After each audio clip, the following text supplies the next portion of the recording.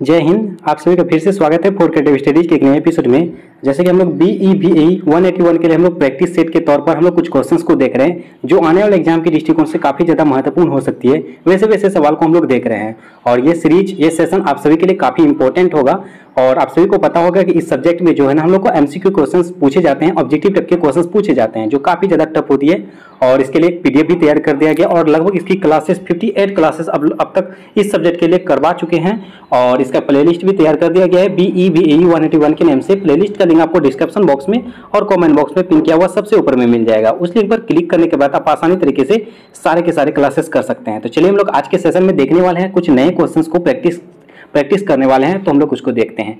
तो जैसे कि ये देखिए, आज के सेशन का पहला सवाल क्या कहा जाता है, ओजोन की सांद्रता को मापने के लिए निम्नलिखित में से किसका उपयोग किया जाता है। देखिए, हालांकि मैंने क्या किया है, थोड़ा सा मिस्टेक किया, मैंने फोटो क्लिक करने से पहले ही आंसर पर टिक कर दिया ताकि आपको जो मैं PDF प्रोवाइड करवाऊंगा, जैसे कि आपको मैंने बताया था, इसका PDF तैयार कर दिया गया, इसको PDF के तौर पर आपको दे दिया जाता है। तो उस पर आंसर मैं टिक करके देता हूँ ताकि आपको दिक्कत ना हो। तो वो फोटो क्लिक करने के पहले मतलब बाद में जो है ना, मैंने ये टिक करने के बाद मैंने मतलब कि फोटो क्लिक किया, इसकी वजह से इस पर आ गया है। तो कोई ना, इस पे 4 से 5 सवाल ही है और नेक्स्ट क्वेश्चन पे आपको नहीं मिलेगा, तो आप प्रैक्टिस कर सकते हैं। ठीक है, तो चलिए देखते हैं। तो आपके ऑप्शन इस प्रकार हैं। कहा जाता है भाग प्रति किलोमीटर, नैनोमीटर, डॉप्सन या रेडिएशन।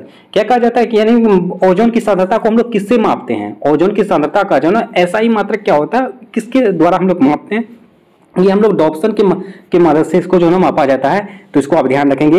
ये भी क्वेश्चंस प्रीवियस के क्वेश्चंस और रिपीटेड क्वेश्चंस हैं, तो आप इसको ध्यान रखेंगे। ठीक है, ओजोन की सांद्रता क्या है, आप डॉप्सन है। ओके, चलो नेक्स्ट क्वेश्चन नंबर आपका 42 में क्या कहा जाता है, वायुमंडलीय गैसों द्वारा अवशोषित किए जाने वाले सौर विकिरण का लगभग कितना प्रतिशत क्या होता है। मतलब ये जो वायुमंडलीय गैस के द्वारा जो है ना अवशोषित किए जाने वाले सौर विकिरण का कितना प्रतिशत जो है ना वायुमंडलीय गैसों का अवशोषित होता है, तो उसको बताना है आपको। क्या कहा जाता है, 10%, 20%, 30%, 40%। इसका सही जवाब क्या हो जाएगा, 20%। 20% इसमें जो है ना आपका अवशोषित किए जाते हैं, तो इसको आप ध्यान रखेंगे।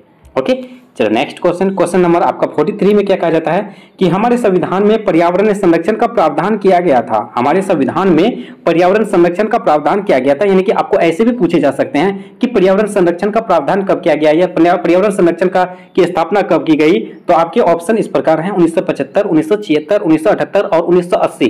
तो इसका सही जवाब हो जाएगा आपके ऑप्शन नंबर बी, है ना, 1976। राइट आंसर क्या हो जाएगा, option number B, 1976। Next question number 44, क्या कहा जाता है, वन्यजीव संरक्षण अधिनियम कब लागू किया गया था। ये क्वेश्चंस आपके देखो, आपको ईयर वाले क्वेश्चंस भी लगभग 2 से 3 हर साल पूछे जा रहे हैं, ईयर वाले, और आपके क्वेश्चंस में देखेंगे कि नहीं वाले भी देखने को मिलेगा। तो इस तरह से हम लोग प्रैक्टिस के सेट के तौर पर लगातार क्वेश्चंस को देख रहे हैं। लगभग हर सेशन में ऐसे क्वेश्चंस को हम लोग ऐड कर रहे हैं। कम ही क्वेश्चन को लाते हैं, लेकिन ऐसे क्वेश्चंस को लाते हैं जो काफी ज्यादा इंपॉर्टेंट होगी। ओके, तो चलिए इसमें क्या कहता है, वन्य जीव संरक्षण अधिनियम कब लागू किया गया था, तो आपका 1976, 1975, 1972, 1974। तो इसका सही जवाब क्या हो जाएगा, 1972। आप कंफ्यूज नहीं होंगे, इसीलिए मैंने दोनों क्वेश्चन को जो एक ही जगह रखा है। कहा जाता है पर्यावरण संरक्षण आपका 1976 हो गया और वन्यजीव संरक्षण, आपको ये कंफ्यूज नहीं होना चाहिए। आप कंफ्यूज हो सकते हैं कि वो पर्यावरण संरक्षण 1972 में हुआ था कि 1976 में, इसलिए मैंने दोनों को लेकर रखा है। ठीक है, और इसके हालांकि मैंने इसको क्या किया, चैप्टर वाइज में जहां आपका आया हुआ था तो उसको मैंने वहां पे भी एक्सप्लेन किया था और आज के सेशन में भी एक्सप्लेन किए हैं कई बार। हालांकि इससे पहले भी हम लोग एक्सप्लेन कर चुके हैं। ये जब प्रीवियस ईयर के क्वेश्चंस को एनालिसिस कर रहे थे उस समय भी ये क्वेश्चंस को हम लोग देख चुके हैं। तो आप इसको ध्यान रखेंगे, पर्यावरण संरक्षण 1976 और वन्यजीव संरक्षण 1972 को ये लागू किया गया था। नेक्स्ट क्वेश्चन कहा जाता है क्वेश्चन नंबर 45 में क्या कहा जा रहा है कि निम्न में से कौन सा उद्योग केंद्र प्रदूषण नियंत्रण बोर्ड द्वारा चिन्हित 17 प्रदूषणकारी उद्योगों की श्रेणी में नहीं है।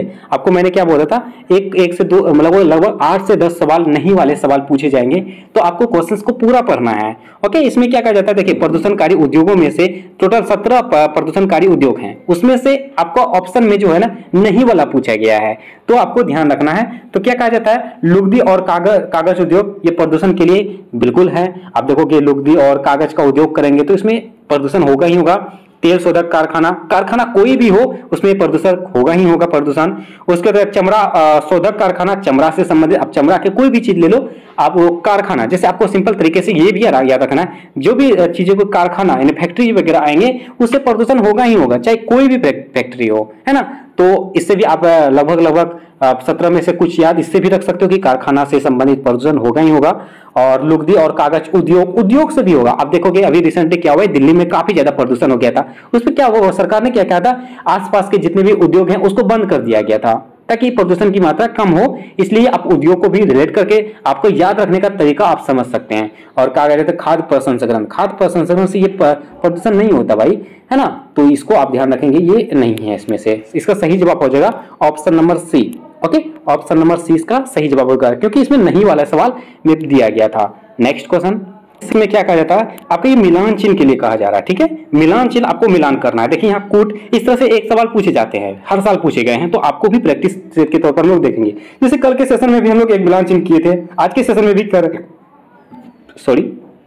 रहे हैं। तो आप देखिए क्या कहा जाता है इस पे, तनाव है, आवेश है, ध्वनि है, शोर है, एलर्जन है, और इसके भौतिक, शारीरिक या मनोवैज्ञानिक है या जैविक है, रासायनिक है, ये क्या है, तनाव क्या होता है, ये स्ट्रेस जो होता है ये क्या होता है, इसके बारे में आपको बताना है।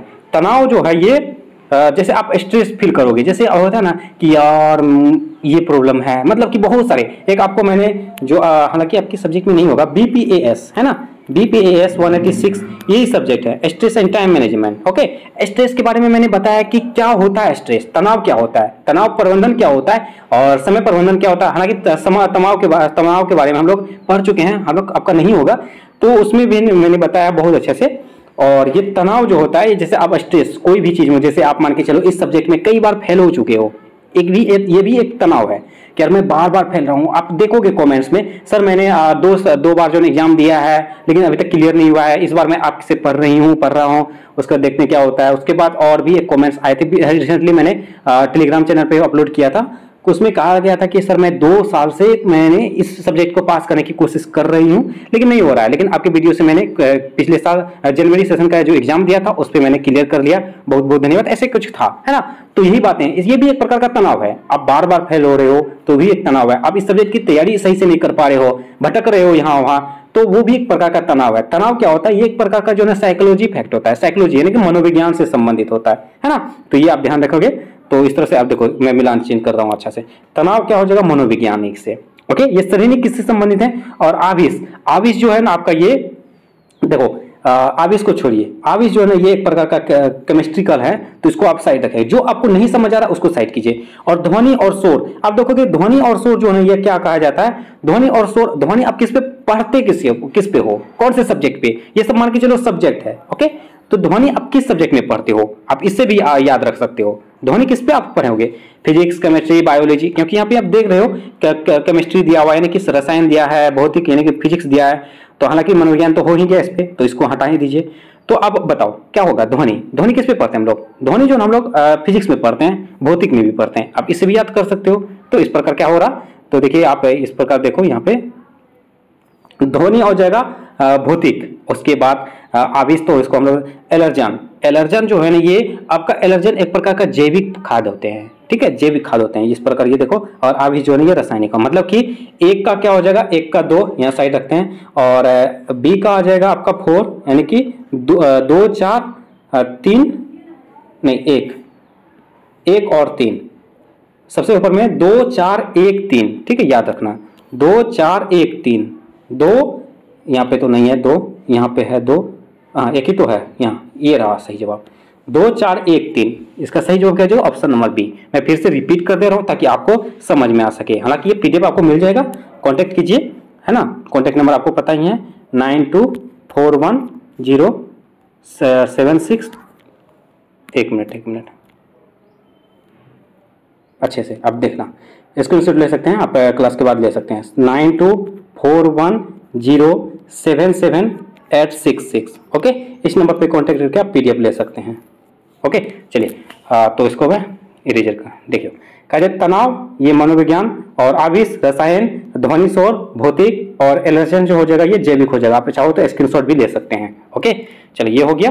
चलिए नेक्स्ट क्वेश्चन हम लोग देखते हैं, क्वेश्चन नंबर 47 में क्या कहा जा रहा है कि कहा जाता है भारत का निम्न में से कौन सा भूकंपीय क्षेत्र में नहीं आता, फिर से रिपीट कर रहा हूं, भूकंपीय क्षेत्र में नहीं आता, यानी कि आपको पूछे जा रहे हैं कि भूकंप बहुत कम मात्रा में आते हैं या नहीं के बराबर आते हैं। ऐसे क्षेत्रों के नाम बताने हैं। जैसे कुछ गुजरात के कच्छ जिला में, कच्छ क्षेत्र में देखो, गुजरात साइड में आपका भूकंप आते हैं, सुनामी आते हैं, लहर्स आते हैं, ये लगातार आते रहते हैं। तो आप इसको हटा सकते हो, ये आते ही आते हैं, यहाँ पे नहीं वाला पूछी जा रहे। उत्तराखंड में चमेली और पिथौरागढ़ इसमें भी आते हैं। असम में भी लगातार आते हैं, वहां पे तो हर साल बाढ़ आते हैं, भूकंप आते हैं, मतलब ये सब चीजें आते हैं। और आप देखोगे ना, भूकंप बहुत कम मात्रा में आप सुने होंगे। मध्य प्रदेश और उत्तर प्रदेश का बुंदेलखंड क्षेत्र में ये लगभग कम मात्रा में देखने को मिलते हैं। आपके ये बुक में भी दिया गया और प्रीवियस ईयर के क्वेश्चन में भी पूछा गया है, और इसको आप ध्यान रखेंगे। ये मध्य प्रदेश और उत्तर प्रदेश का जो ना बुंदेलखंड में कम मात्रा में देखने को मिलती है।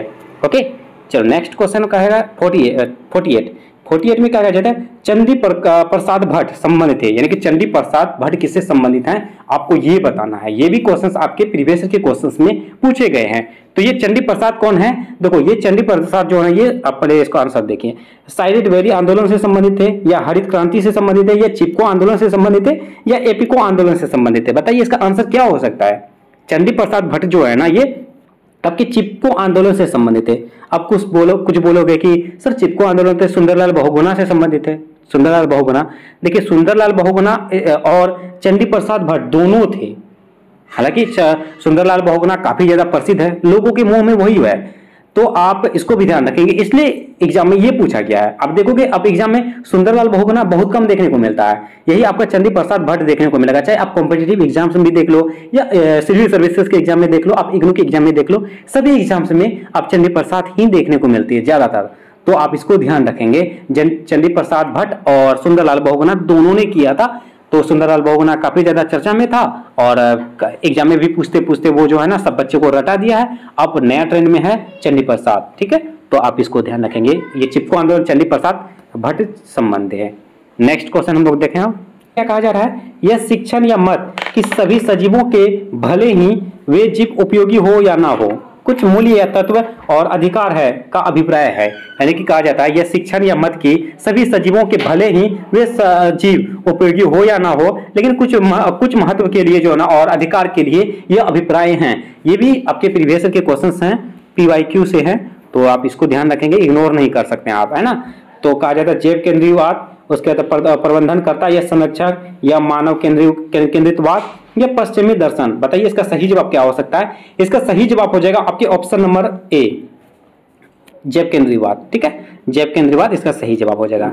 नेक्स्ट क्वेश्चन और आज के सेशन का लास्ट सवाल कहा जा रहा है कि गैर अंग्रेजी भाषा समुदायों में संप्रेषण के लिए सिर्फ अंग्रेजी भाषा सामग्री का उपयोग करना इसका एक उदाहरण है। यानी कि गैर अंग्रेजी भाषी समुदायों में संप्रेषण के लिए सिर्फ अंग्रेजी भाषा सामग्री का उपयोग करना इसका एक उदाहरण है आपके सामाजिक असमानता, भौगोलिक असमानता, प्रक्रियात्मक असमानता या आर्थिक असमानता। बताइए इसका सही जवाब क्या हो सकता है? इसका सही जवाब क्या हो जाएगा? इसका सही जवाब आपके ऑप्शन नंबर ए बी हो जाएंगे, भौगोलिक समानता। ठीक है, भौगोलिक असमानता, भौगोलिक असमानता इसका सही जवाब हो जाएगा। इस प्रकार आज के सेशन में भी हम लोग टोटल 10 सवाल को देखें, इस तरह से हम लोग 50 सवाल को फिर से नए सवाल को हम लोग देख चुके हैं, और ये पीडीएफ में आपको ऐड कर दिया जाएगा ये सारे सवाल, और इस तरह से आप पीडीएफ भी हमसे ले सकते हैं। और हमारे चैनल के साथ अगर पहली बार जुड़े हैं और पहली बार सेशन में आए हुए हैं तो प्लीज चैनल को सब्सक्राइब जरूर कर लीजिएगा और बेल आइकन को जरूर हिट करेंगे। सेशन अच्छा लगे तो लाइक जरूर कीजिए, और 10 में से कितना आपका स्कोरिंग कर पाए